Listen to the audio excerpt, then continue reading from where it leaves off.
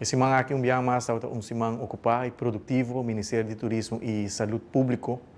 Também esse mga aqui tem abertura de 38 anos de ano parlamentário, caminda governador a um discurso hopi eloquente, caminda ela enfocar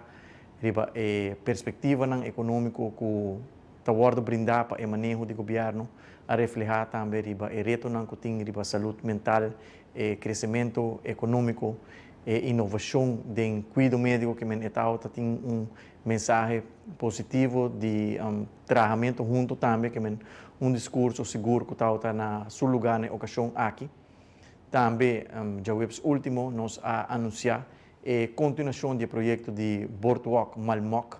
maneira que conheci acaba fase 1 e fase 2 aguardo entregar. E já o último, nós anunciar a continuação que está fase 3 e fase 4, que nós também conectar Fisherman Hut com Ritz-Carlton e depois a intenção está para seguir também com fase 5 e 6, que o mês de hora aí entre Marriott e Radisson Blu, para assim finalmente nós podemos entregar o inteiro projeto que inicialmente, maneira que nós planificar, essa aqui nós fazemos em diferentes fases e nós estamos contentes que já acaba nós também começar a executar a fase 3 e fase 4, para assim nós podemos criar uma área safe, seguro, para local por uso, mas seguro para turistas, um projeto sumamente exitoso,